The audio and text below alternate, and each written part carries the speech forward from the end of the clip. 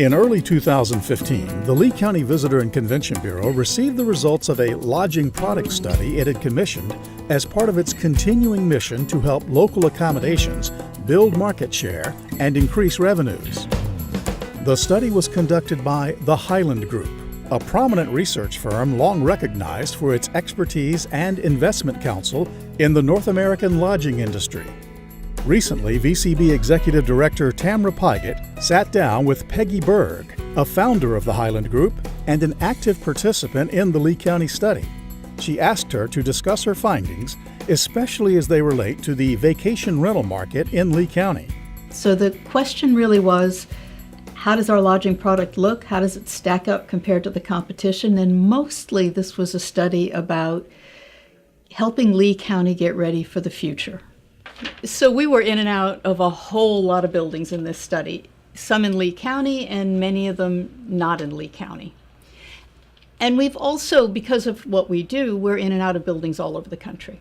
So the entire hotel industry right now is renovating. The gap between what's going to be available in standard hotel across the United States and what's offered today in independent properties on Lee County is big. It's about to get huge. Customer expectation is really gonna change fast, and you don't want to miss that boat. So let's talk about the ways in which it's changing. So you come into a hotel room and you want something clean and you want a really good night's sleep. So how do you know you're going to get that? You see a great bed that's got white bedding on it, and that's the standard across the United States. Not so much in some of these properties in Lee County. You come in there and you'll see lumpy, wavy, low to the floor mattress with some old patterned brown and who knows what bedspread on it. That's not something a guest is going to perceive as either clean or desirable, and it's like a neon sign.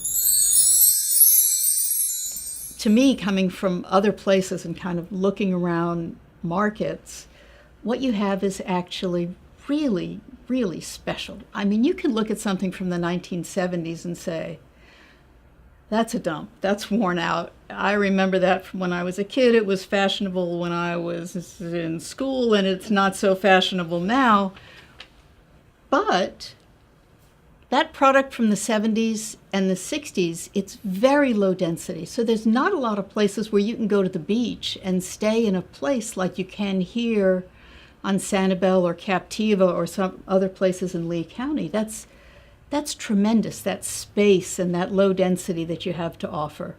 And if you look around young people and what they're buying in kind of the high-style furniture stores and the high-fashion magazines, 1970s is chic. Now, we might have out on Sanibel a 1970s building offering that architecture and a phenomenal setting and an incredibly crummy, worn out 1980s interior that somebody stuck an orange plush sofa in there one time. Well, not so good. But to go back now, there's an opportunity to realize that 1970s chic that's just coming into mode, to do something really fashionable with it now and have a great product. There's a independent property on Isla Morada called Pelican Cove, and they've done a phenomenal job taking a 1970s era building and putting a brand new modern interior. And it's fresh, it's clean. You walk in there and it looks spacious because it's not overcrowded, it's not overstuffed. And it's the kind of thing where a young person walks in and thinks this is great. Person my age walks in and thinks this is really comfortable and, again, clean. Kitchen looks clean, brand new appliances, nice cabinets, not too many. You don't need many cabinets, but fresh. Bathroom, bright white, glass shower, looks great. You wouldn't feel bad getting naked in there. Not so much some of these other places we see. So there's an opportunity to do things really well. There's a place called Postcard Inn on St. Pete Beach, and they went not just the purely modern look, they went sort of fun. And you walk into that building and the guest rooms are just fun. They have great graphics on the wall, they have a water sports theme, they have good colors, but still looks clean, it's not overstuffed, it's just creative. So I want to tell you about Stephen. I went out to this luncheon, like an industry kind of luncheon, and I'm sitting next to this guy named Stephen. Young executive, he's in his 30s. Got 3 kids, 6-figure income kind of guy. Comes down to Sanibel every year. And what he said to me is, I've been going to Sanibel every year since I was a kid. I stay in my grandparents' condo. I love it. And then he said, I would never take my family to any of the other places I see on Sanibel just because of the way they look from the outside. Now, this is a guy who loves the place, and that's how he feels about it. How does Sanibel appear to somebody who's coming because they've heard about this fabulous destination for years, and they finally get to come to Sanibel and they see a building which is, would you really want to put your family in there? It makes a difference how places look from the outside.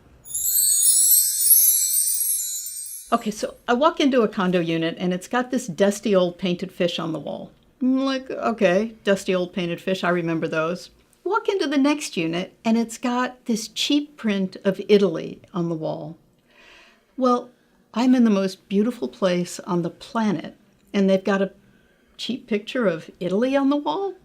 Please. So it turns out that the VCB has a library, an image library of stunning pictures of this area, natural, in context, available for free. Tell me, why is that not on every wall in Lee County? You walk up to, say, a vacation rental unit, exterior corridor, nice garden-style apartment, and what does the door look like? I mean, what is your first impression of the place that you're going to spend the next week? And I got to say, I have not seen a lot of so glad I'm going to be opening this door kind of doors in Lee County, but it doesn't cost much to take a door from looks kind of grody to this is a welcoming entrance. And then I've just got to talk to you about Lanai's, okay? I live in Atlanta. When somebody says lanai to me, you're going to get a room with a lanai, I'm thinking glamour, I'm thinking sexy, I'm thinking flowers, I'm thinking perfect vacation. And I come down to Lee County and I get like bug protection. You talk to Lee County operators about lanais and they say, yeah, we have to have those because of the bugs. Well, I'm glad for the bug protection. Don't take away the bug protection, but if you decorate it a little bit and you give me my fashion-forward, sexy lanai, that's worth some money to me. And if I open up the door to that guest room and I look straight through and I see a lanai that's like fantasy world, that's really making a statement. That's giving you something to sell. That's giving value added, and it doesn't cost that much. If you read home decor magazines or you watch the Home Channel, it's all about outdoor living spaces. And this is one of the very few markets in the country where almost every unit has these incredible lanais, these outdoor living spaces. That could be a signature for this community that would absolutely set it apart from other resorts anywhere. So let's talk about 10%. It's a great number. Comes out of a VCB study, and it turns out that only 10% of the visitors coming to Lee County think that this destination is more expensive than they expected. And even that 10% may feel like it was a great value once they adjust their expectations. So 90% or more of the people coming here are thinking that it's maybe about what they thought the prices would be, or maybe less expensive than they thought the prices would be. There's an opportunity People are willing to pay more for this Lee County is a great destination. So what do you need to do in order to realize that rate upside that your market is telling you they're willing to pay? And the answer is they're not going to be willing to pay it unless you also give a little. So you renovate and your rates are just fine. You're not going to find resistance to raising them. This is one of my favorite numbers from this study, $16,627. It's a good number. I would be happy to put that number in my pocket. That's the number that a renovated vacation rental makes extra revenue that a renovated vacation rental gets over what an unrenovated vacation rental gets. And here's how we got this number. We went to vacation rental management companies and we asked them to give us total revenue for a whole year for units where they were in the same building, they had the same number of bedrooms, and they had the same view. So exactly the same unit, except one renovated and one old looking. And that was the difference on average in revenue. So you renovate, you get that money back in less than 2 years, and then for the rest of the life of the renovation, say another 5 years beyond that, you're putting that incremental revenue in your pocket every year. Why would you not renovate? And you know, that's the average. So you renovate right, you're in a good location, you're on the beach, you could be doing a whole lot better than just putting that extra $16,000 in your pocket every year. The way that an investor, somebody who really invests regularly in the hospitality business, the way that we buy and sell lodging assets is based on their revenue. You take the revenue and you do a multiple of that revenue, and that's what you're going to pay for a unit. Or you take the net income and you divide it by what's called a cap rate, and that gives you the value for that unit.